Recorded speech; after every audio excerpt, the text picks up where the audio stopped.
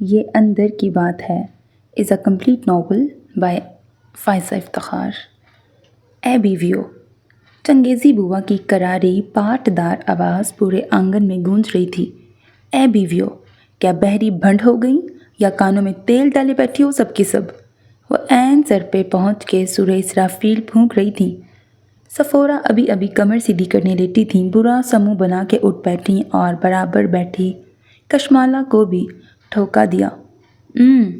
وہ کسمسا کے رہ گئی۔ ایک اور ٹھوکا دیا۔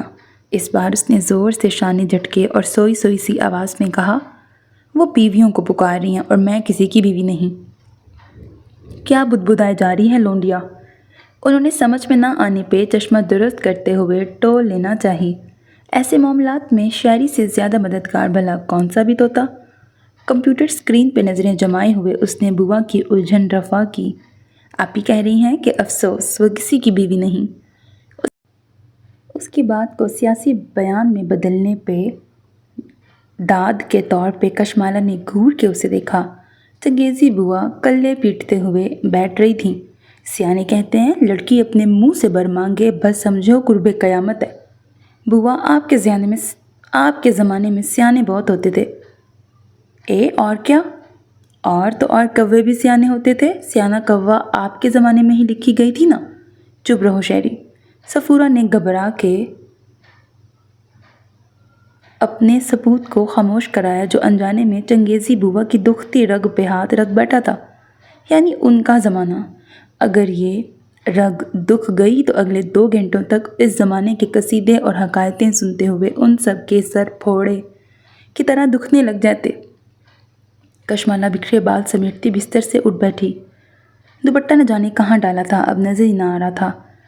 بھاڑ سا منہ کھول کے جمائی لی، الٹے سیدھے بال باندھے، گھونسلے نما بالوں میں ہاتھ ڈال کے کھجاتے ہوئے سستی سے کھڑی ہوئی اور چپل پاؤں میں اڑستے بے ڈھنگے پن سے چلتے ہوئے واش روم کی جانب بڑھی۔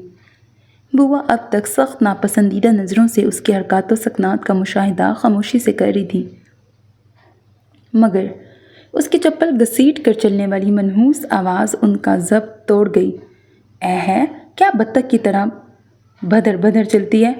او نگوڑ ماری، یہ بالشت بھر کی قمیض پھنسا رکھی ہے کمریاں پہ، اسے تو نیچے کر، پیچھے سے ساری اوپر کو چڑھی ہوئی ہے۔ اسی لیے کہتی ہوں ململ پہنتی ہو تو بیویاں کلف لگا کے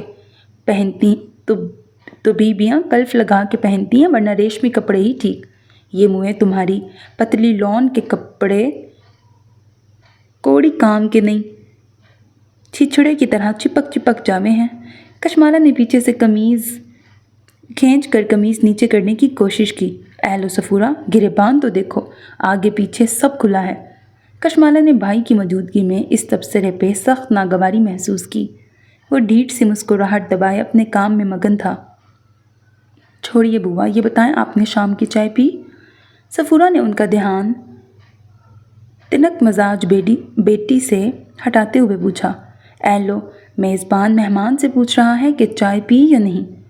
اے بیوی، عجیب دستور بنا رکھے ہیں گھر میں، دن بھر چمگادڑ کی طرح سب سوئے پڑے رہتے ہیں، عصر کا وقت تنگ ہو چلا ہے، چائے بنانے میں آلسی سہی، خدا کے حضور نماز پڑھنے کے لیے تو بستر کی جان چھوڑ دو۔ کیا کروں بوا، کمبخت بلڈ پریشر کی دوا اسے کھا کے نیند ضرور آتی ہے ورنہ آپ جانتی ہیں، اور کشمالہ بھی کہاں عادی ہے دوپہر میں سونے کی، عصر سے ذرا پہلے تک تو اس کی یونیورسٹی سے واپسی ہوا کرتی تھی، اب اللہ اللہ کر کے پڑھائی سے جان چھوٹی ہے تو میں نے بھی چھوٹ دے دی کہ چلو نیندیں پوری کر لے۔ انہوں نے تفصیل سے اس پون گھنٹے کی نیند کی صفائی پیش کی جسے وہ ذرا خاطر میں نہ لائیں۔ عادتیں خراب کرنے میں تو تم ہمیشہ سے پیش رہی صفورہ، چاہے وہ ساس سسر ہوں، میاں ہو یا پھر اولاد۔ انہوں نے ہاتھ ہلا کے بیزاری سے کہا، گارا تو ایسی پڑھائی جس کے پیچھے لڑکی 22 سے اوپر کی ہو گئی، اور لنڈوری کی لنڈوری، منہ بھر کے بر مانگ لیا اس نے۔ لو بتاؤ بھلا کوئی کسر رہ گئی ہے؟ بوا آپ بھی کس کی باتوں میں آ گئیں؟ یہ تیری، انہوں نے دانت کچکچا کے گھورا جو اس بے وقت کی راگنی کو چھیڑنے کا سزاوار تھا۔ لڑکیاں بالیاں بھی کیا کریں جب ماں باپ اطمینان سے پیر پسارے پڑے رہیں تو؟ ایک ہمارا زمانہ تھا، لڑکی 12 سے اوپر ہوئی نہیں، خاندان بھر میں کائیں کائیں مچ گئی۔ इधर उधर रुक के भेजे जाने लगे। अब अगर किताबों से जान छूट गई है उसकी तो कोई घरदारी सिखाओ। घरदारी तो दूर की बात, बीबी उसे उठने बैठने बोलने चालने का ढंग ही सिखाओ।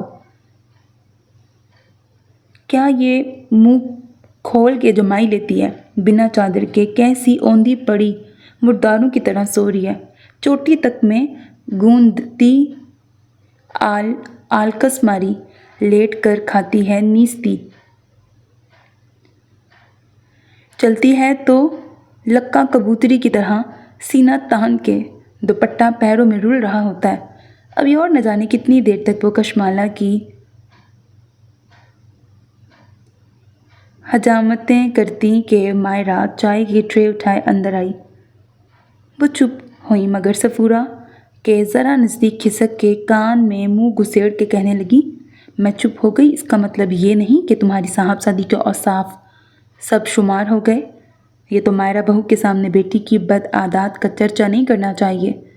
उनके इस कॉल पे सफूरा ने बदमस्की से सर हिलाया। उनमें बेटे की शादी के 2 साल बाद भी सास जैसी सिफात पैदा नहीं हो सकी थी। इस बात का चंगेज़ी बुआ को बड़ा कल्क था। उनकी यहाँ आमद भी कमोबेश 2 साल बाद ही हुई थी। इससे पहले वो असफंद और मायरा की शादी पे आई थीं। 2 माह शादी से पहले और 1 माह शादी के बाद रह के गई थीं। तकरीबन इतना ही अरसा क़याम का इरादा इस बार भी था। अभी तो हफ्ता भर भी नहीं हुआ था। मुन्ना कहाँ है बहू? अपने दादाजी के पास खेल रहा है। तो जाग गया जब भी तुम्हारी नींद टूटी है, वरना मैं तो 3 बार झांक गई तुम्हारे कमरे में। तौबा, क्या फौलादी नींद है जो टूटने में ही ना आ रही थी।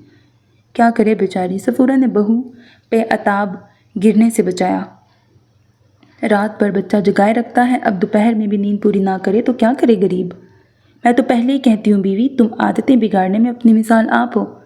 मायरा ने मुस्कुराते हुए उन्हें चाय पेश की। पहले नमाज पढ़ आओ, चाय भागी नहीं जा रही, दोबारा बन जाएगी।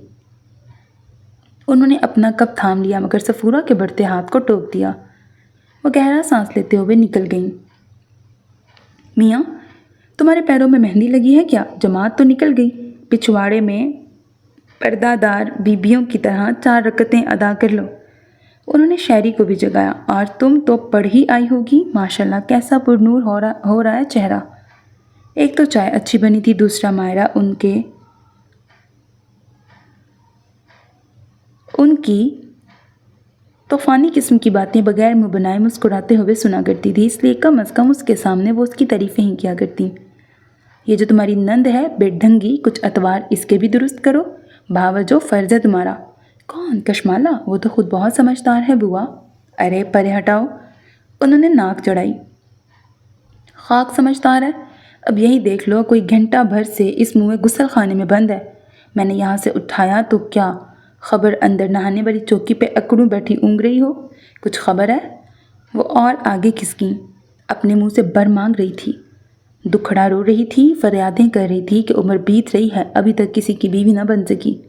नहीं बुआ, अगरचे बुआ का अंदाज़ खासा पुरवसूख था, लेकिन वो यकीन करने में मुतामिल थी। कशमाला से इन 2 सालों में खासी दोस्ती हो चुकी थी उसकी, और इतना तो वो अपनी नंद को जानती ही थी। तो क्या मैं सफ़ेद चौंडा लिए झूठ की कालक थोपूंगी? वो बुरा मान गई। इतने में बाथरूम का दरवाज़ा धड़ से खुला। अपने ध्यान में बैठी बुआ हड़बड़ा गई। हाथ में पकड़े कप से चाय छलक गई। गारत हो, नाश कर दिया मेरा चिकन का कोहरा कुर्ता। जने 16 साल कौन सी पढ़ाइयाँ की हैं। एक दरवाज़ा ढंग से खोलना और बंद करना तो सिखा ना सके। उन्हें बुड़बुड़ाता छोड़कर वो तनतनाती हुई माँ के पीछे किचन में आई, जो नमाज़ पढ़ने के बाद अब अपने लिए ताज़ा चाय बना रही थी। आप यहाँ खड़ी हैं और वो बुआ अंदर भाभी को घेरे पता नहीं कौन कौन सी पट्टियाँ पढ़ा रही हैं। देख लीजिएगा, हमारे घर का सारा अमन सुकून अब चंद दिन का मेहमान है। खैर का कलमा मुँह से निकालो कशमाला। क्या दाही तबाही बिके जाती हो? कोई वक्त कबूलियत का भी होता है। अच्छा, बके जाती हो?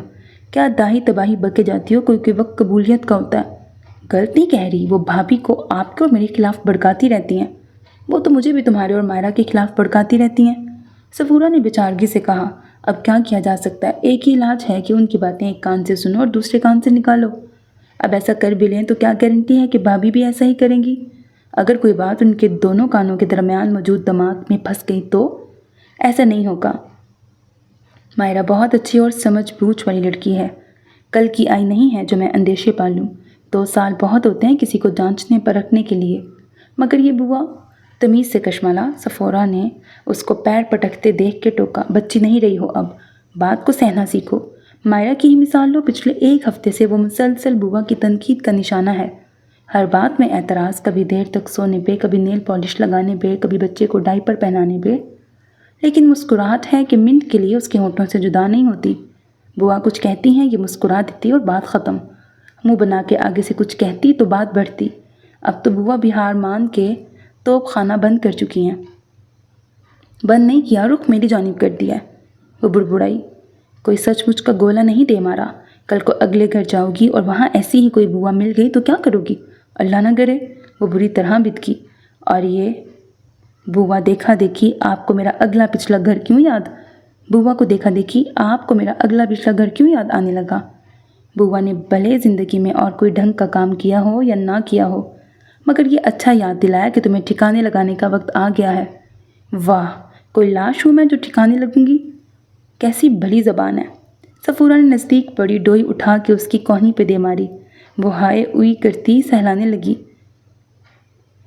بات پینے کا حوصلہ ہی نہیں، ہر بات کا جھٹ سے جواب دے گی۔ اپنی بھابھی سے کچھ سیکھ، کیسی بھلی لڑکی ہے۔ بھلا بوا اس کی لگتی کیا ہے؟ شوہر کے باپ کی پھپھی، مگر آفرین ہے اس لڑکی پہ، کیسا لحاظ اور مروت ہے اس میں۔ مسکرا مسکرا کے اس کی ساری کڑوی کسیلی سنے جائے گی۔ اور تمہاری تو وہ ایک طرح سے دادی لگتی ہیں، تمہارے ابا کی سگی پھپھی۔ کشمالہ کو تو انہوں نے ڈپٹ کے خاموش کرا دیا، مگر رات کو فصیح الدین کے سامنے دل ہلکا کرنے سے خود کو روک نہ سکی۔ صفورہ، تم تو بوا کی عادتوں سے واقف ہو، ان کے دل میں کسی کے خلاف کچھ نہیں ہوتا، بالکل بچہ ہیں وہ تو۔ فصیح الدین کی بات پہ صفورہ نے فوراً کہا، جی ہاں میں واقف ہوں ان کی عادات سے، مگر کل کی آئی مائرہ تو نہیں۔ آج کل کی بہویں کہاں اتنے اعتراضات سنتی ہیں۔ ایک بوا ہیں کہ ہر بات میں مین میخ۔ پرسوں وہ مہینہ برباد میکے جانے کے لیے تیار ہوئی تو بنا اس کا نام لیے میکے میں پھیرے لگانے والی بہوؤں کے وہ غائبانہ لگتے لیے کہ بیچاری پرس بیگ رکھ کے بیٹھ گئی۔ مائرہ نے کچھ شکایت کی تم سے؟ نہیں، ابھی تک تو نہیں کی، مگر بندہ بشر ہے، کب تک برداشت کرے۔ مانتی ہوں نصیبوں سے بڑی بھلی مانس بہو ملی ہے ہمیں، لیکن اس کی اچھائی کا ایک سبب یہ بھی تو ہے کہ ہم سب اس کے ساتھ اچھے ہیں۔ میں نے دانستہ نہ دانستہ یہ کوشش کی کہ گھر میں کبھی ایسی نوبت نہ آنے پائے جس سے اس کو ایک پل کے لیے بھی یہ لگے کہ وہ اپنے گھر میں نہیں سسرال میں ہے۔ مجھے ڈر ہے اس کا دل برا نہ ہو جائے۔ اسے سمجھا دو بوا کے بارے میں، جب وہ انہیں جان جائے گی تو برا نہیں مانے گی۔ یعنی آپ بوا کو نہیں سمجھائیں گے؟ میں ہی زمانے بھر کو سمجھاتی بھی رہوں۔ کیسی بات کر رہی ہو صفورہ؟ فصیح الدین کا لہجہ سخت ہوا۔ وہ میری بوا ہیں، میری عزیز پھوپھی جان، میری واحد بزرگ۔ کیا میں اتنی جسارت کر سکتا ہوں کہ انہیں سمجھاؤں؟ ان کی زندگی میں ہم بانجے بتیجوں کے سوا اور ہے ہی کیا؟ نہ اپنا گھر بار، نہ بال بچے، یوں ہی 3 4 مہینے کبھی میرے تو کبھی کسی اور کے گھر گزار کے زندگی بسر کر رہی ہیں۔ میں نے تو بہت چاہا تھا کہ وہ مستقل میرے ساتھ رہیں، خصوصاً اماں ابا کے انتقال کے بعد، کیونکہ وہ گھر بابرکت نہیں ہوتا جہاں کسی بزرگ کا سایہ نہ ہو۔ لیکن وہی نہیں مانی، کیونکہ انہیں صرف میرے ابا سے ہی نہیں، اپنے سب بہن بھائیوں سے یکساں محبت تھی۔ اور اسی طرح ان سب کی اولادیں بھی ان کے لیے ایک جیسی ہیں۔ ایک کے ہاں رہتی ہیں تو دوسرے کی یاد ستانے لگتی ہے۔ اب تو ہم سب نے اس معمول سے سمجھوتا کر لیا ہے کہ شاید اسی میں ان کی خوشی ہو، اسی طرح ان کا دل بہلتا ہو۔ صفورہ بھی کون سا پتھر دل تھیں، یا بوا کے خلاف کینہ بھر کے بیٹھی تھی؟ میاں کی باتوں پہ آنکھ میں آنسو بھر آئے۔ ورنہ دل بہلانے کو ہے ہی کیا ان کے پاس؟ 13 برس کی عمر میں بیوہ ہوئیں، اور وہ بھی شادی کے 5ویں روز۔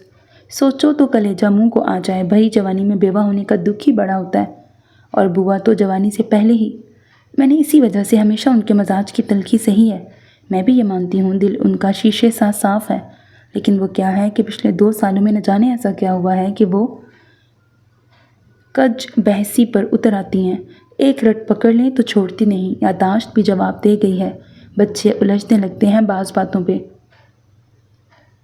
بچوں کو احساس کرنا چاہیے۔ بہرحال آپ کو چاہیے بوا کو کوئی مصروفیت دے دیں، ان کا دھیان بٹا رہے گا۔ فصیح الدین نے تو مشورہ دے دیا۔ صفورہ چڑ کے رہ گئیں۔ لو بلا مصروفیت دے دیں، دال چاول چننے پہ لگا دوں یا لحافوں میں ڈورے ڈالنے بٹھاؤں؟ پھر کہیں گے میری بوا سالوں بعد آئی ہیں اور اس سے بیکار لے رہی ہو۔ میں ذہنی مصروفیت کا کہہ رہا ہوں۔ پہیلیاں بوجھنے میں لگا دوں یا اخباری موم میں آگے ڈھیر کر دوں کہ لو بوا بیٹی حل کرتی رہو؟ اوفو، تنگ آ کے اٹھ کھڑے ہوئے۔ ان کے دماغ پہ تو آج کل ہر وقت کشمالہ ہی بھوت بن کے سوار ہے۔ کیا مطلب؟ یہی کہ 22 برس کی ہو گئی، اب تک لنڈوری کیوں پھر رہی ہے؟ کھونٹے سے باندھو، بیاہ کرو اس کا۔ غلط تو نہیں کہہ رہی، یہ صحیح وقت ہے۔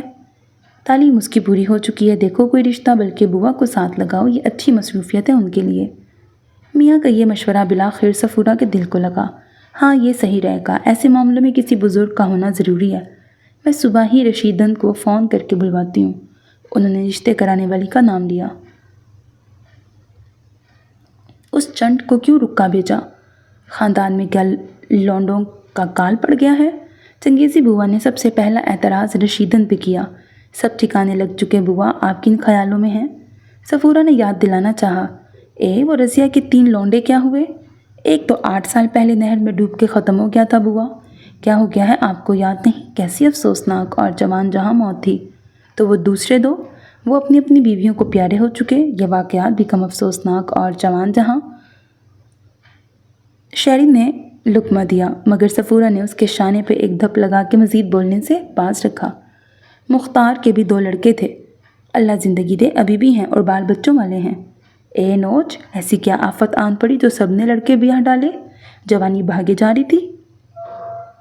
جوانی کیسی؟ مختار کے دونوں لڑکے میرے بیاہ کے وقت بھی کوئی 16-17 برس کے ہوں گے، یعنی میری کشمالہ سے کوئی 20 یا 22 برس بڑے۔ کشمالہ کے انتظار میں کیا وہ اپنے لڑکے بوڑھے کر لیتے؟ زبیدہ کا پوتا کیا بخت والا ہے، کہو تو اس سے بات چلاؤں؟ وہ ابھی وہیں 4 مہینے گزار کے آ رہی تھیں، اس لیے کم از کم یہاں یاداشت دھوکہ نہیں دے سکتی تھی۔ بچپن سے میرے ہاتھوں میں پل کے جوان ہوا ہے، ایسا با ادب با تمیز بچہ کیوں نہ ہو؟ آخر میں نے اس کی تربیت کی ہے۔ صفورہ کچھ راضی ہو گئی زبیدہ کا پوتا دیکھنے کے لیے، مگر شاعری کے ذریعے یہ خبر کشمالہ تک پہنچی تو وہ بدک اٹھی۔ میرے لیے وہ بوا کا تربیت یافتہ ہی رہ گیا ہے۔ جیسی توبۃ النصوح اور مراد العروس والی اردو بوا بولتی ہیں، ویسے ہی وہ بھی بولتا ہوگا۔ اس میں حرج کیا ہے؟ مائرہ نے اپنی ہنسی روکی۔ دوستوں پہ روب ڈالنا کہ میرے میاں علی گڑھ سے پڑھے ہوئے ہیں۔ ہاں، اور یہ بھی کہہ دوں گی کہ سر سید احمد خان کے کلاس فیلو رہ چکے ہیں۔ مجھے نہیں جانا کوئی خانی وال شانی وال۔ اگر لاہور میں کوئی رشتہ ملتا ہے تو ٹھیک، ورنہ رہنے دو مجھے میرے حال پہ۔ میں آپ لوگوں سے اتنی دور نہیں جاؤں گی۔ ایسی باتیں بوا کے سامنے منہ سے نکالنے کی غلطی نہ کرنا۔ پیچھا لے لیں میرا کہ لڑکی کی یہ تربیت کی ہے، اپنے منہ سے اپنے رشتے کی بات کر رہی ہے۔ کس بات کا پیچھا نہیں لیتی؟ وہ حسب عادت بڑبڑانے لگی۔ صفورہ اسے اس کی عادت جانتے ہوئے اکثر نظر انداز کر دیتی تھی، لیکن مائرہ کے سامنے انہیں کشمالہ کی ہر درمی کا یہ مظاہرہ بھایا نہیں تھا۔ انہوں نے تنبیہاً ایک سخت نظر اس پہ ڈالی۔ تم کچھ زیادہ ہی اڑیل ہوتی جا رہی ہو، ہر بات میں ضد، ہر معاملے میں منمانی۔ دیکھتی ہوں میں کیسے تم اپنی مرضی چلاتی ہو۔ اب تو یہ طے ہے کہ تمہاری شادی کے سلسلے میں چنگیزی بوا کی رائے سب سے اہم ہوگی۔ کسی بھی لڑکے کو دیکھنے کے لیے ان کا جانا ضروری ہوگا۔ جہاں وہ کہیں گی وہاں ہاں ہوگی، جہاں وہ نہ کہیں گی وہاں نہ ہوگی۔ جذبات میں آ کے انہوں نے وہ بات کہہ دی جو عام حالات میں شاید نہ کہہ پاتی۔ اتفاق کی بات کہ عین اسی وقت بوا بھی اندر داخل ہوئی۔ صفورہ کا پورا بیان تو نہ سن سکی، البتہ آخری فقرے ضرور کان میں پڑ گئے۔ بغیر اس کے سیاق و سباق کو جانے وہ خوشی سے نہال ہو گئیں۔ جیتی رہو، دودھو نہاؤ، پوتوں پھلو۔ جی خوش کر دیا، اتنی بڑی ذمہ داری میرے سر ڈال کے تم نے بتا دیا کہ نیری زبانی کلامی بوا ہی نہیں مانتے ہو، دل سے اپنا بزرگ جانتے ہو۔ وہ چادر کے پلو سے اپنی نم آنکھیں صاف کرنے لگیں۔ کشمالہ بے بسی کے گہرے احساس کے ساتھ دھپ سے بیڈ پر گر چکی تھی اور اب چت لیٹی چھت کی جانب نگاہ کیے پنکھے کو گھومتا دیکھ رہی تھی۔ صفورہ بھی بات منہ سے نکال کے پچھتائیں، لیکن اب جب کہ بوا یہ سن بھی چکی تھیں، اس پہ جذباتی بھی ہو چکی تھی، اب انہیں ہر حال میں یہ بات نبھانا ہی تھی۔ چنگیزی بوا کا نام تو کچھ اور تھا، مگر اپنی جملہ خصوصیات کی وجہ سے اسی لقب سے جانی اور پہچانی جاتی تھیں، اور یہ لقب انہیں کس نے دیا تھا یہ بھی اب تک پتہ نہیں چل سکا۔ وہ فصیح الدین کے والد کی سب سے چھوٹی بہن تھیں۔ اپنے ماموزاد کے ٹھیگرے کی مانگ ننیال والے اسی لیے ہتھیلی کا چھالا بنا کے رکھتے تھے۔ ہر موسم کے عمدہ کپڑے سل کے وہاں سے آتے، ٹوکرے پھلوں کے بطور سوغات بھیجے جاتے۔ ان کی نانی اماں نے اپنے لاڈلے پوتے کی ہونے والی دلہن کے لیے آنگن میں مہندی کی باڑ لگا رکھی تھی۔ ہر جمعرات کو اپنے ہاتھوں سے مہندی سل پہ پیس کے چنبیلی کے عطر میں گوندھ کے بھیجا کرتی۔ شاید ہی کسی نے ان کی ننھی منھی ہتھیلیوں اور پیروں کے تلووں کی اصلی رنگت دیکھ رکھی ہو۔ ہمیں وقت نانی کی بھیجی مہندی کی لالی سے سجی رہتی۔ ابھی سلونا برس لگا ہی تھا کہ ماموزاد تعلیم حاصل کرنے کی غرض سے ولایت جانے لگے۔ دونوں جانب سے بزرگوں نے طے کیا کہ جانے سے پہلے نکاح کا فریضہ ادا ہو جائے، تاکہ برخوردار وہاں جا کے بھی خود کو ایک بندھن میں پابند محسوس کریں۔ شادی 3-4 سال بعد واپسی پہ اٹھا رکھی تھی۔ بڑی دھوم دھام سے نکاح ہوا، اگرچہ رخصتی نہیں ہونا تھی، لیکن 13 برس کی الہڑی دلہن خوب سجائی سنواری گئی، سیروں سونا لادا گیا، سر سے پیر تک بھاری زیورات میں لدی پھندی بھاری کام کا سرخ زرتار جوڑا پہنے گٹھری سی بنی بوا کو تب یہ اندازہ نہ تھا کہ وہ زندگی میں پہلی اور آخری بار اتنا سنگار کر رہی ہیں۔ 18 برس کا بانکا سجیلا دلہا ولایت سدھارا، مگر 5ویں دن اس کے خیریت سے پہنچنے کی اطلاع کے بجائے سناونی آئی۔ وہ دن تھا اور آج کا دن سالوں بیت گئے، لیکن بوا نے بیوقی کی اس چادر کو جو اوڑھا تو اتارنے کا نام نہ لیا۔ ماں باپ لاڈلی بیٹی کو اپنے گھر میں بسا دیکھنے کی چاہ لیے قبروں میں جا اترے۔ ان کے بعد بوا، جو اب سچ مچ اپنے بہن بھائیوں کے ننھے منھے بھانجے بھانجیوں بھتیجے بھتیجیوں پہ ممتا لٹاتی، اس ممتا کا صلہ تھا کہ آج سگے بہن بھائیوں کے بھی دنیا میں نہ رہنے کے باوجود وہ اکیلی نہیں تھیں۔ صرف فصیح الدین ہی نہیں، ان کے دوسرے بھتیجے اور بھانجے بھی انہیں اسی طرح عزیز رکھتے تھے۔ خوب دل لگا ہوا تھا ان کا، نہ فکر نہ اندیشہ، مزے سے 2-2 3-3 مہینے ہر کسی کے ہاں رہتی، واپسی پہ تحائف اور نئے کپڑے سے لدی ہوتی، کبھی لاہور، کبھی کراچی، کبھی خانے وال، کبھی اسلام آباد تو کبھی ملتان۔ خوب سیریں ہوتی، رشتے میں جن کی نانی یا دادی لگتی تھیں ان میں بھی بوا ہی کہلائی جاتی۔ بس گزرتے وقت نے ان کے مزاج کے ہٹیلے پن کو اور بھی سخت کر دیا تھا۔ یہ ہٹ ہی تو تھی جس نے 13 سال کی ناپختہ بچی سے عمر بھر بیوقی اوڑھے رہنے کا فیصلہ کروایا تھا۔ یہ ضد ہی تو تھی، اپنا گھر بسانے پہ آمادہ نہیں ہوئی تھیں۔ بڑھاپے نے ان کی ضد کو ایک نیا رنگ دے دیا تھا۔ اب اس ہٹ دھرمی میں بالک ہٹ جھلکنے لگی تھی۔ سب ان کی عزت کرتے تھے، ان کے بے ضرر سے وجود کو عزیز بھی رکھتے تھے، لیکن نئی پود ان کی ایسی ہی بچکانہ ضدوں پر الجھنے لگی تھی۔ ابھی پچھلے دنوں رحیم تایا کے نواسے کی شادی پہ انہوں نے کیا کم تماشا کیا تھا۔ یوں تو ہر شادی بیاہ پہ ان کا مہینہ بھر پہلے ہونا لازمی سمجھا جاتا تھا، لیکن ایک تو رحیم تایا کے نواسے کی شادی آنن فانن طے ہوئی تھی، دوسرا انہی دنوں مقصود آنٹی کی چھوٹی بیٹی کے ہاں ولادت متوقع تھی، اور چونکہ بوا کا کام ان دنوں مقصودہ آنٹی کے ہاں تھا، اس لیے انہیں یہ قطعی مناسب نہ محسوس ہوا کہ وہ ایسے وقت میں وہاں سے نکلیں۔ ادھر مقصودہ آنٹی کے ہاں خیریت سے جڑواں نواسے پیدا ہوئے، ادھر وہ رحیم تایا کے ہاں تقریب میں شرکت کرنے کی غرض سے ملتان روانہ ہوئیں۔ رحیم تایا کے سب سے چھوٹے بیٹے انہیں لینے آئے تھے۔ انہی کی ہدایت پہ سارے راستے وہ تو جو تنگ ہوئے سو ہوئے۔ بوا نے عین شادی والے دن پہنچ کر ہنگامہ کھڑا کر دیا۔ انہیں عروسی لباس پسند نہ آیا تھا۔ ہٹاؤ پرے، رحیم الدین کی ہونے والی بہو اور شادی کے دن ایسے جھابڑ جھولے کپڑے پہنے گی۔ کون سے کپڑے بوا؟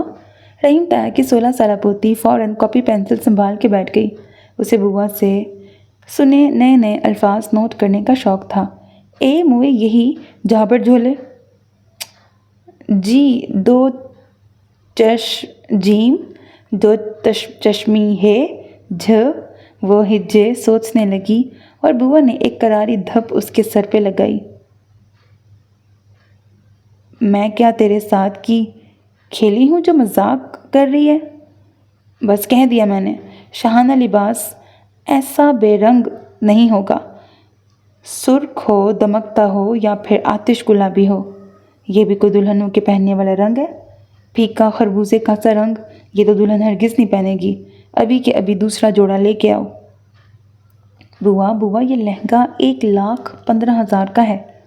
دلہا کی والدہ بیچارگی سے انہیں سمجھانے کی اپنی سی کوشش کرنے لگیں۔ بوا کرنٹ کھا کے اچھلیں۔ اوہ اللہ، 1,15,000! غارت کر ڈالی باوا کی کمائی۔ جا کے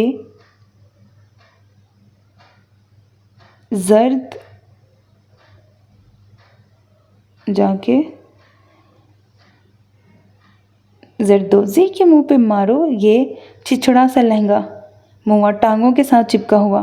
چلو میرے ساتھ دوسرا لے کے آتے ہیں۔ بوا، بڑی بڑی بوتیکس میں ایسا نہیں ہوتا۔ ہم نے آرڈر دے کے اسپیشل یہ ڈریس دلہن کے ناپ کا بنوایا ہے، وہ اسے واپس کیوں دیں گے؟ تو اسی کو رنگ لو، نیا مشورہ دیا۔ کچھ تو پھبن اٹھے، نگور مارے جھلنگے میں۔ ایسا نہیں ہو سکتا بوا، خدا کے واسطے اس وقت یہ ضد چھوڑ دیں، بارات نکلنے کو تیار کھڑی ہے۔ خواہ کی بدمزگی ہوگی، ویسے بھی اس لباس کے ساتھ چھیڑ چھاڑ کرنے پہ دلہن کا دل بھی برا ہوگا۔ اوئی، وہ کیوں؟ اس کی میاں کی دمڑی خرچ ہوئی ہے اس پہ۔ یہ لباس دلہن نے خود پسند کیا تھا، بڑے ارمانوں کے ساتھ۔ اے لو، نیا دستور، اللہ رے اللہ، میری مٹی عزیز کر لے، یہ دن دیکھنے سے پہلے میں مر کیوں نہ گئی؟ وہ رکت سے کہنے لگی۔ اس وقت تو لوگوں نے بیچ میں پڑ کے بڑی مشکل سے معاملہ ٹھنڈا کیا اور وہ عروسی لباس بدلنے سے باز رہیں، مگر ساری بڑاس وقفے سے نکالتی رہیں۔ تقریب کے دوران کسی نے یوں ہی ان سے کہہ دیا، لڑکی اچھی ملی ہے انہیں۔ اے ہٹاؤ بیوی، کہاں کی اچھی؟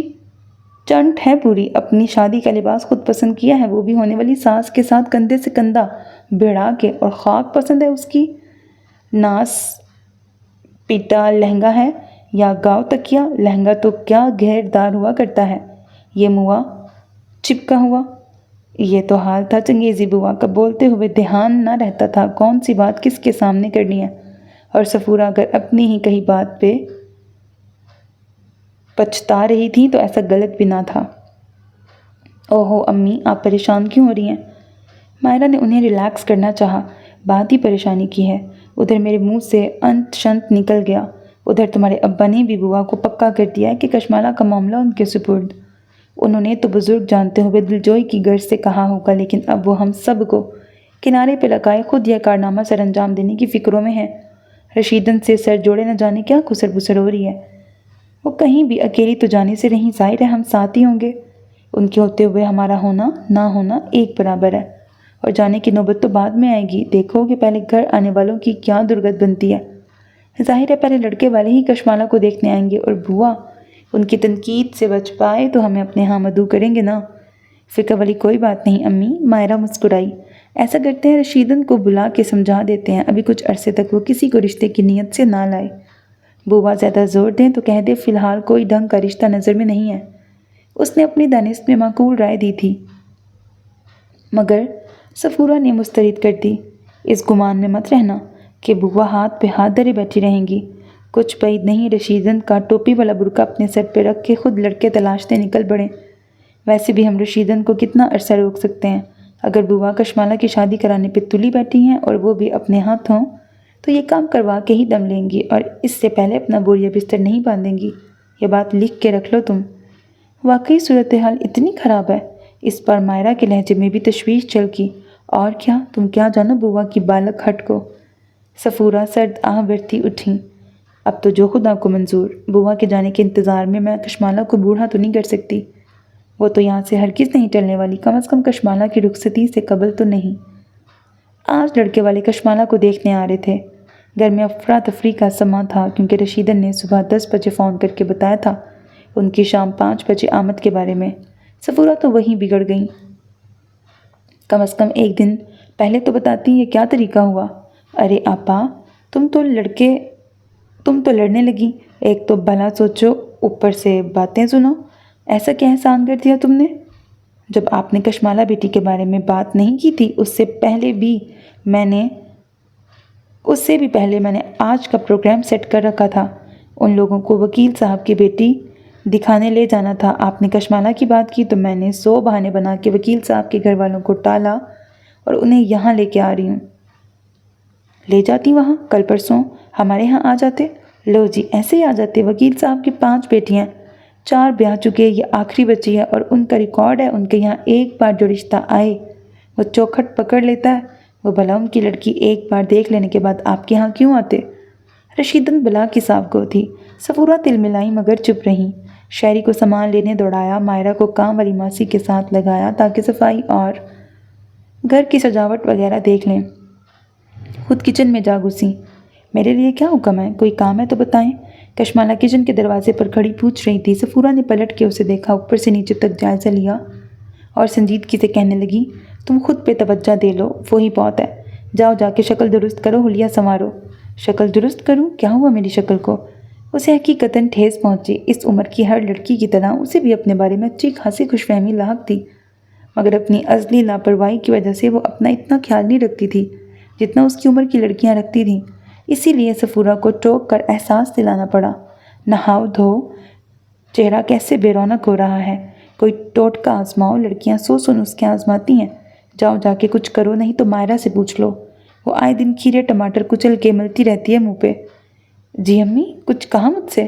مائرہ بڑے مصروف سے انداز میں وہاں سے گزر رہی تھی، اپنا نام سن کے رک گئی۔ شہری جو سودا سلف لانے کے بعد کچن میں ہی بیٹھا لسی پی رہا تھا، قسمت سے ایسا موقع ہاتھ آنے پہ خوشی سے جھوم گیا اور یوں ہی جھومتے ہوئے بتانے لگا، آپ سے نہیں مجھ سے کہہ رہی ہیں کہ اب ہزاروں کا سودا سلف منگایا ہے تو ذرا مائرہ سے بچا کے رکھنا، وہ فریج میں کچھ رہنے نہیں دیتی۔ سارے پھل، سبزیاں، انڈے، تیل، شہد بس اپنے چہرے، ہاتھوں، پیروں اور بالوں پہ تھوپ لیتی ہے۔ ارے ارے! صفورہ گھبرا کے پلٹی، ہاتھ میں چمٹا پکڑ کے اس کی جانب لپکیں۔ وہ بھاگ کے مائرہ کی اوٹ میں چھپا۔ کہاں سے یہ فتنہ، یہ دجال میرے گھر پیدا ہو گیا ہے؟ اوہو، آپ تو جانتی ہیں امی، شہری یوں ہی۔ مائرہ اسے بچانے کے لیے ادھر ادھر ہوتی رہی مگر وہ اس کی کمر پہ 2-4 چمٹے مار کے ہی ہٹی۔ اب تمہیں کیا ہوا؟ کشمالہ کو آنکھوں میں آنسو بھرے دیکھ کر پوچھا۔ اب آپ کو میری شکل بھی بری لگنے لگی؟ وہ روحانسی ہو گئی۔ یا اللہ، کیا کروں، کدھر جاؤں؟ وہ تک ہار کے سر تھام کے بیٹھ گئیں۔ 12 بجنے والے ہیں، 100 کام اور جھمیلے پڑے ہیں، ادھر یہ مصیبت۔ ایک ذرا سا حلیہ درست کرنے کو کہہ دیا، بی بی ٹسوے بہانے بیٹھ گئیں۔ آئے ہائے، تو بندی کس مرض کی دوا ہے؟ بوا نے جو کچن میں جمگٹا لگا دیکھا تو ٹو لینے وہیں آ گئیں۔ بڑی بڑی مشاتاؤں سے زیادہ کاریگری ہے میرے ہاتھوں میں۔ رقاصاؤں؟ شہری نے استجاب سے پوچھا۔ بوا نے صفورہ کے ہاتھ سے چمٹا لے کے شہری کو دے مارا۔ خدا کا نام لے لوندے، رقاصاؤں سے میرا کیا لینا دینا؟ بھائی صفورہ، کشمالہ کو تم بے خوف و خطر میرے حوالے کرو، میں اسے 2 ہی گھنٹوں میں چندے آفتاب چندے مہتاب بنا ڈالوں گی۔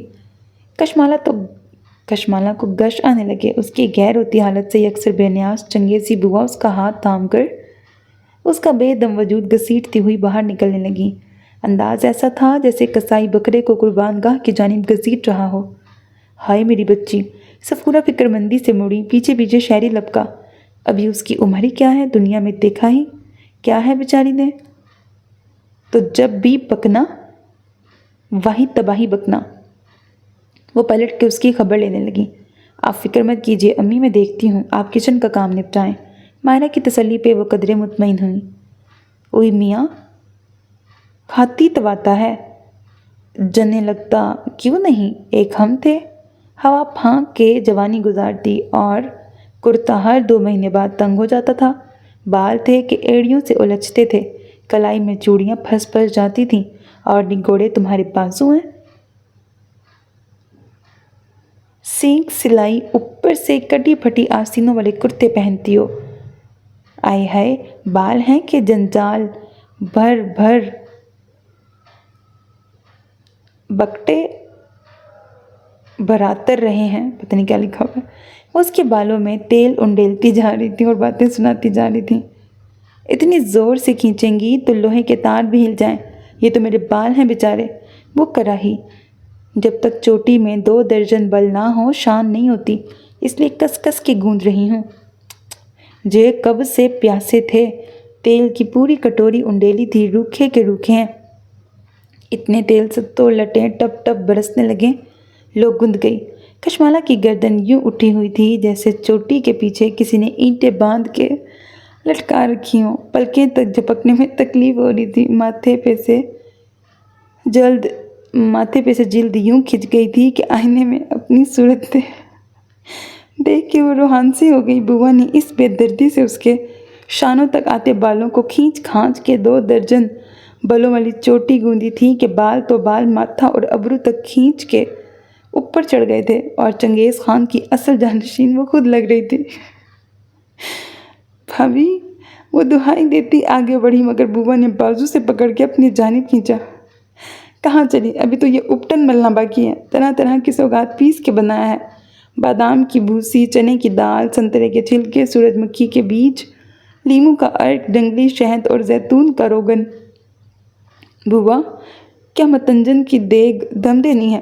وہ اتنی لمبی لسٹ سن کر حواس باختہ ہو گئی۔ چپ کی بیٹھی رہو۔ وہ اس کے چہرے پہ اپٹن لیپ ملنے لگیں۔ کشمالہ کو جلد میں سوئیاں سی چبھنے لگیں۔ بوا پلیز، میرا خیال ہے یہ مجھے سوٹ نہیں کر رہا، میری سکن میں ریاکشن ہو رہا ہے۔ وہ ان کی گرفت میں کسمسا رہی تھی اور ساتھ ساتھ مدد طلب نگاہوں سے یہاں وہاں دیکھ رہی تھی، لیکن کوئی نظر نہیں آ رہا تھا، سب مصروف تھے۔ بوا پلیز پلیز بخش دیں، میں وہ بھابھی سے لے کر لگا لوں گی، وہ ہوتا ہے نا مڈ ماسک، وہ لگا لوں گی۔ وہ کسی نہ کسی طرح بھاگنے کی فکر میں تھی۔ ہٹاؤ پرے وہ گندگی جو تم دونوں آئے دن تھوپ کے رکھتے ہو۔ میرا تو دیکھ کے ہی جی الٹ جاوے ہے، یوں لگے ہے جیسے کوئی دیوانی کتیا کیچڑ میں لوٹ کر آ رہی ہو۔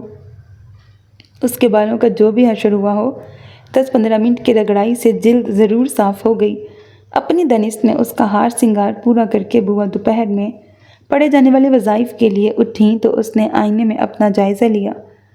تیل میں چپڑے بالوں کو کس کے بنائی چوٹی، تیل کی دھاریں ماتھے تک بہہ رہی تھیں۔ اپٹن نے چہرہ صاف شفاف اور اجلا کر دیا تھا، مگر ہوائیاں اڑ رہی تھیں۔ کرن لگا دوپٹہ پنوں کی مدد سے ٹھونکا تھا۔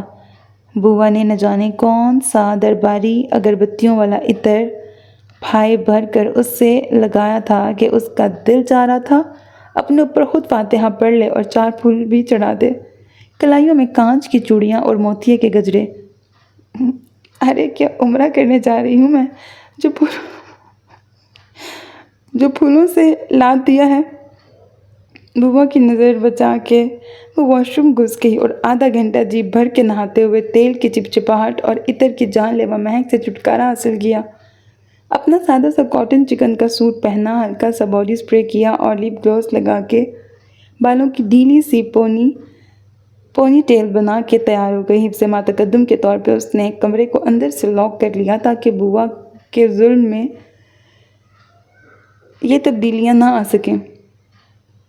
بہو، آ گئے وہ لوگ؟ بوا کو مہمانوں کی آمد کی اطلاع ملی تو لشم پشم چلی آئیں۔ کچن میں جھانک کر مائرہ سے تصدیق چاہی جو چائے کے لوازمات کی تیاری کے آخری مراحل میں تھی۔ بوا یہاں سے وہاں تک نکلی پلیٹوں کو دیکھ کر ٹھٹک گئیں۔ نوچ، یہ کس کا ولیمہ ہو رہا ہے؟ ابھی ان لوگوں کا پہلا پھیرا ہے اور تم 25 سوغاتیں آگے سجا ڈالو گی؟ کیوں عادتیں خراب کرتی ہو ان کی؟ بوا، امی نے جو کہا تھا وہی کیا ہے۔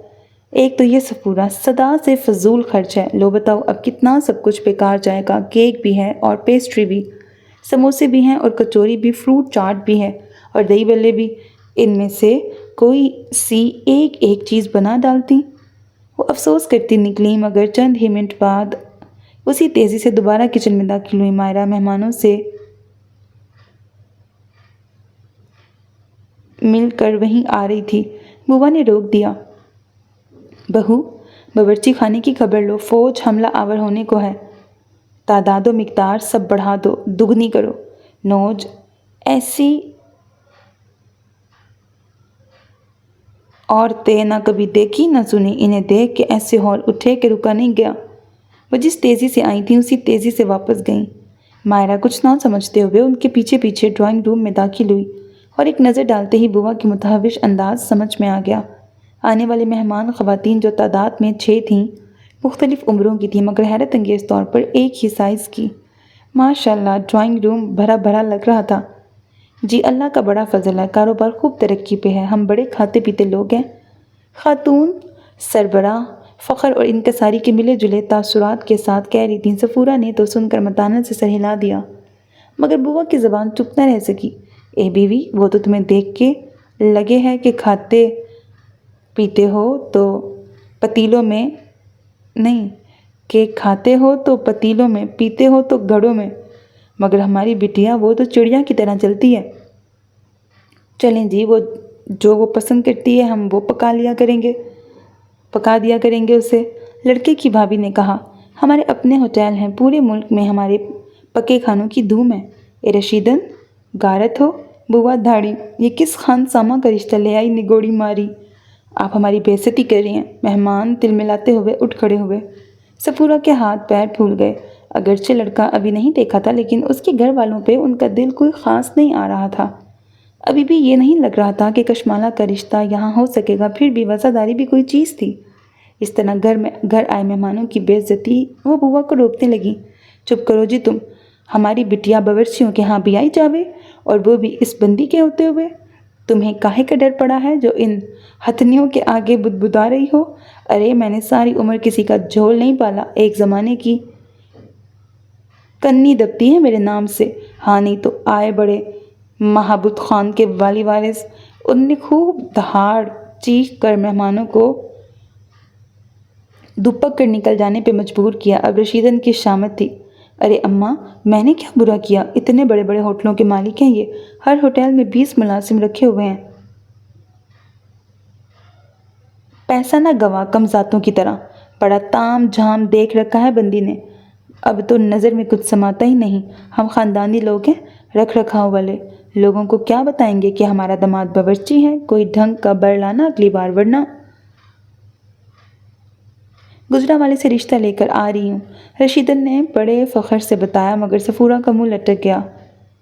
چلو چھٹی ہوئی، انہی لاہور والوں کی صحت پہ اعتراض تھا۔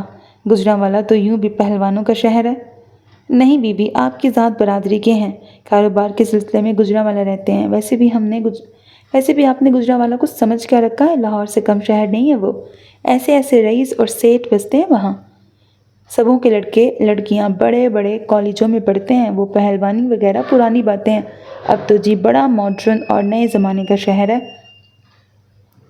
رشیدن، خدا نخواستہ مجھے گجرانوالہ، میاں والی یا کسی بھی اور شہر سے کسی بھی قسم کا تعصب نہیں، نہ میں ایسی باتوں کو بنیاد بنا کے اعتراض کروں گی، مگر بوا فکر ہی نہ کرو بی بی، سارے بڑے پڑھے لکھے لوگ ہیں، ان کی اپنی فیکٹری ہے۔ وہ کیا کہتے ہیں؟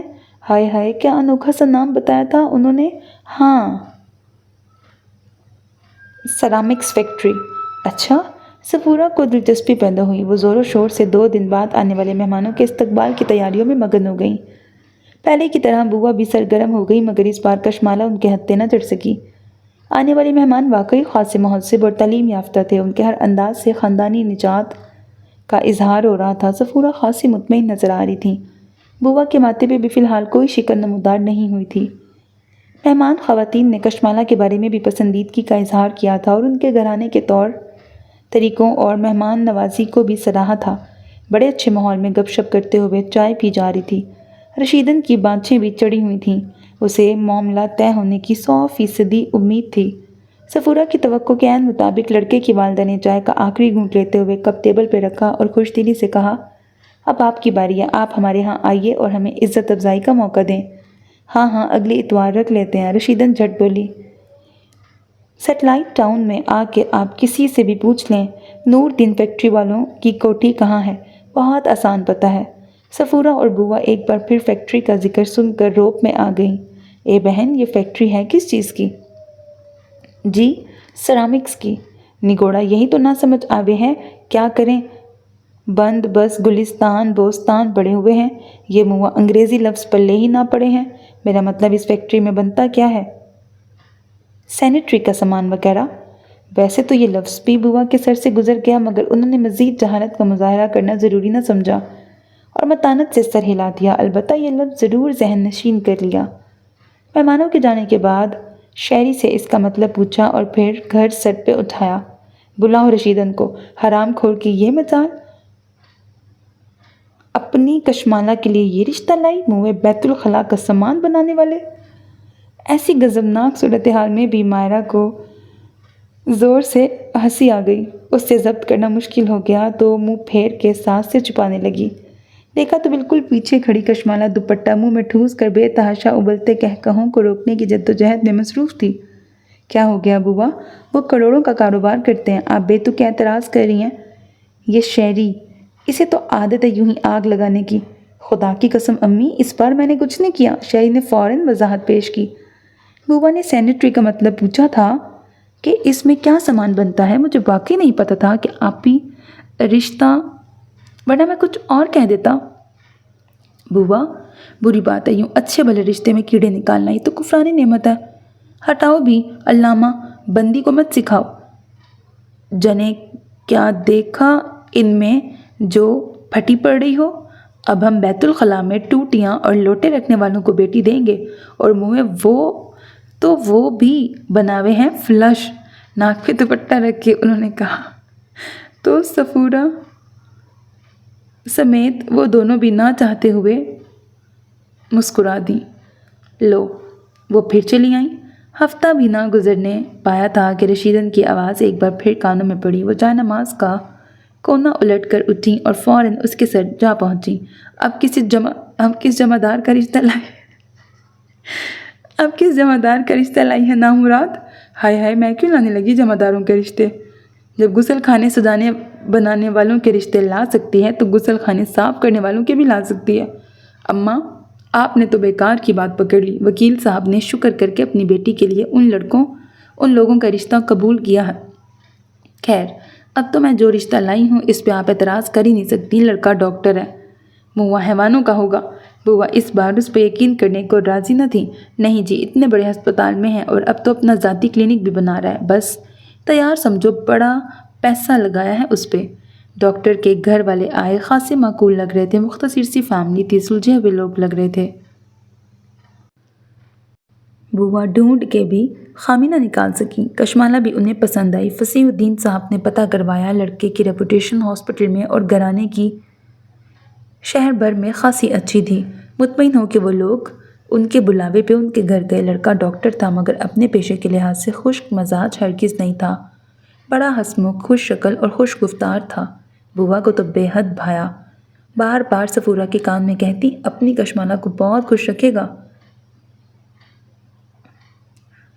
منہ تو تھائے نہیں پھرا کرے گا۔ کیا مزے کی باتیں کرتا ہے۔ یوں لگتا تھا جیسے اب دونوں جانب سے منہ میں مٹھائی ٹھوسی جائے گی اور مبارک سلامت کا شور مچے گا۔ سب سے زیادہ چہکنے والی بھی بوا ہی ہیں۔ بس ایک ڈاکٹر کی کمی تھی گھر میں۔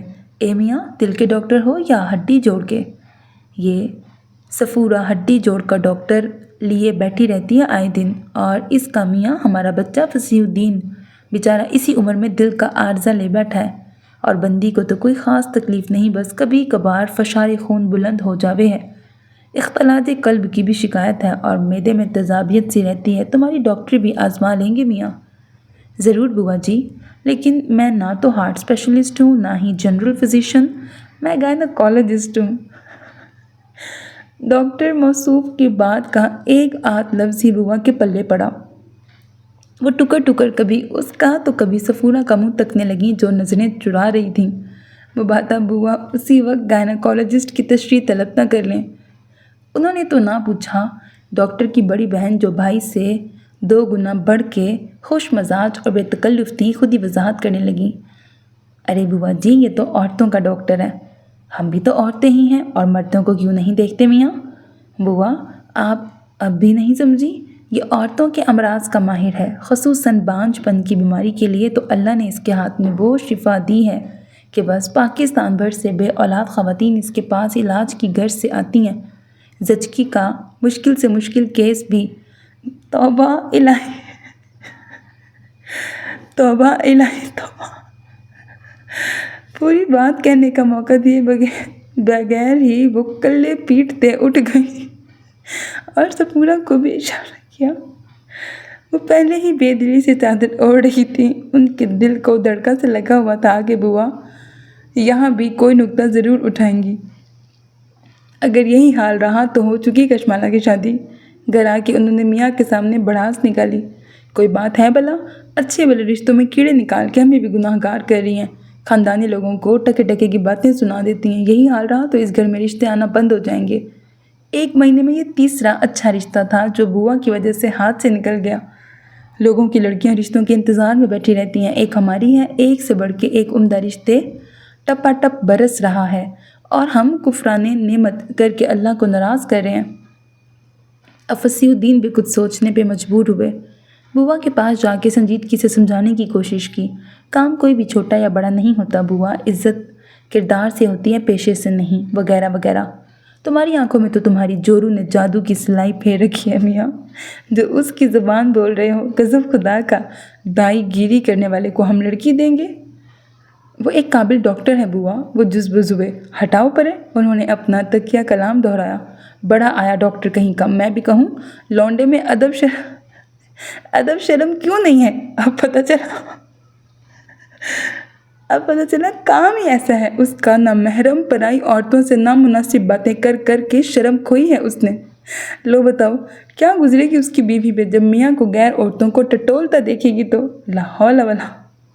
فصیح الدین خائف ہو کے اٹھ گئے۔ لڑکا بینک میں ملازم ہے۔ 1 منٹ۔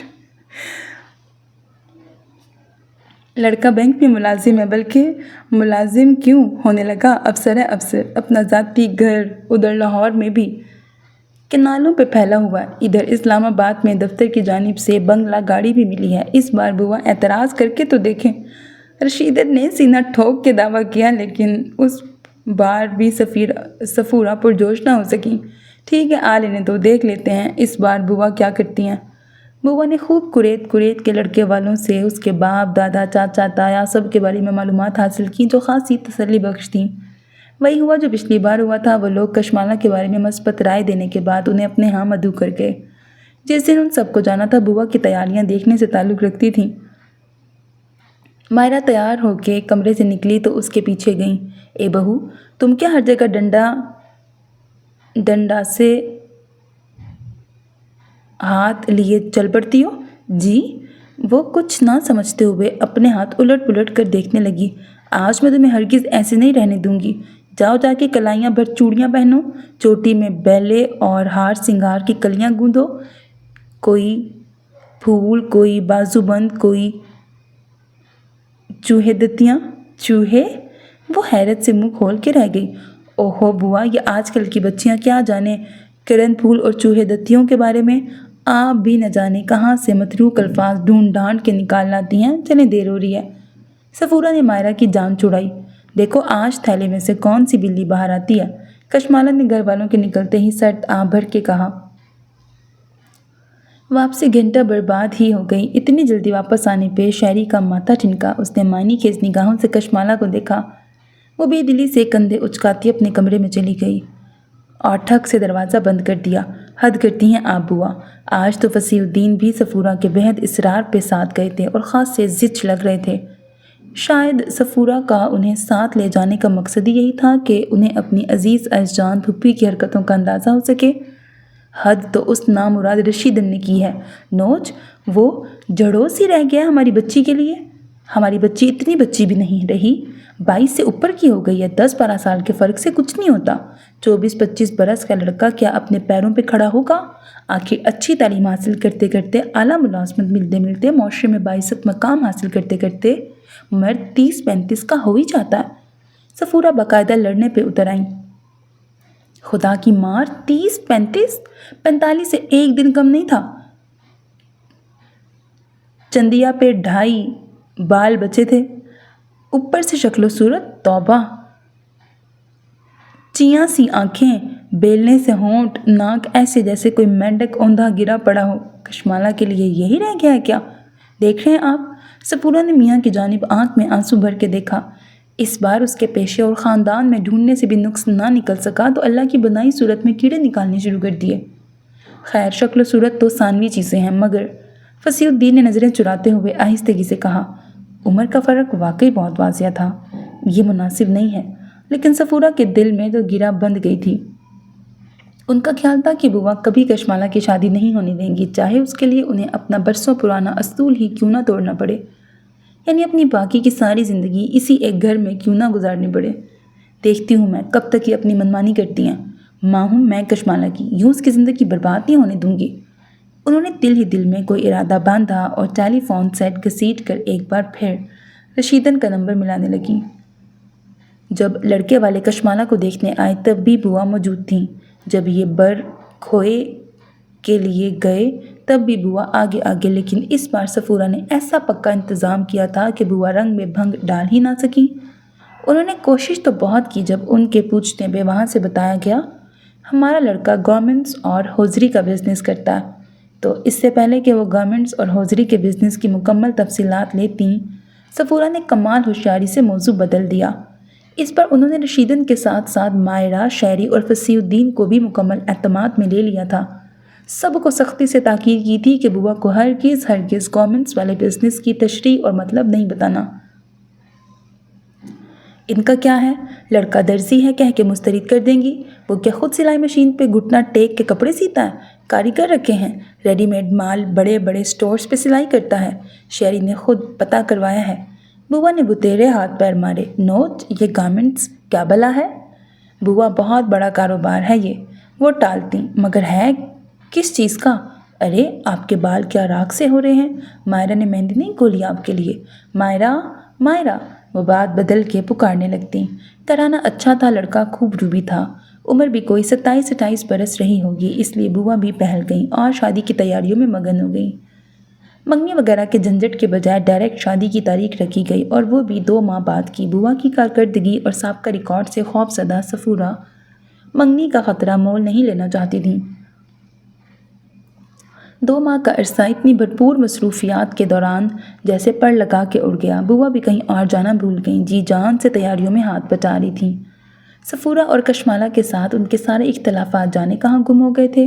अब तो सफूरा खुद नहीं चाहती थी कि वो शादी से पहले यहाँ से जाएं। कशमाला को मायूं बिठाने से 2 दिन पहले की बात है, जब वो मायरा के साथ शॉपिंग के लिए गई।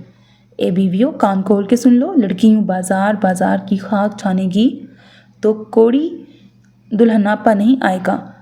फटकार बरसेगी फटकार, घर बिठाओ इसे। बस बुआ, आज आखिरी बार। आज इसे कुछ पर्सनल शॉपिंग करनी है और अरूसी जोड़ा भी बुटीक से लेना है।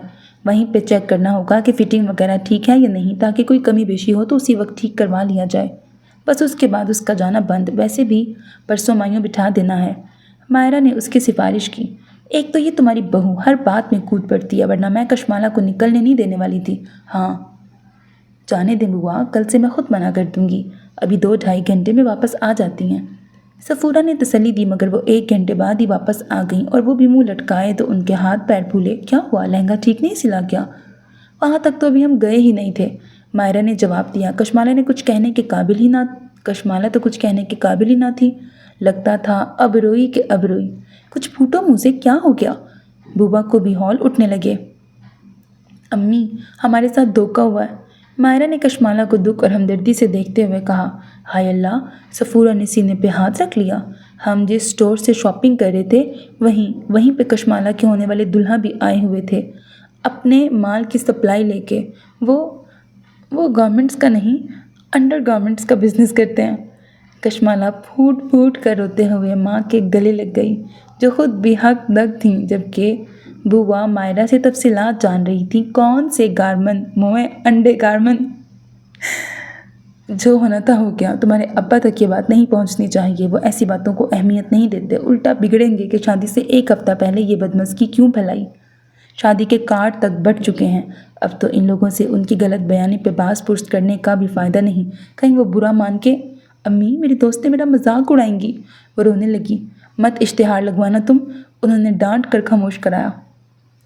गज़ब खुदा के, ज़ेर जामे बनाने और दुकान बेचने वाले को अब हमारे घराने के दामाद का रुतबा मिलेगा। मौला की शान। बुआ के तो उस वक्त से आग लगी थी। और काम लो राजदारी से, और पर्दे डालो। बंदी को इख्तियार देते तो काहे को ऐसा अंधेर मचता। लो बताओ भला, वो निगोड़ा शमीज़ें और अंगियाँ बेचने वाला। शहरी को इस जानिब आता देख के उन्होंने जल्दी से मुंह पे हाथ रखा। ہمیں تو اپنے بچوں کے سامنے ذکر کرتے بھی حیا آوے ہے اور بچی کو عمر بھر گزارا کرنا ہے۔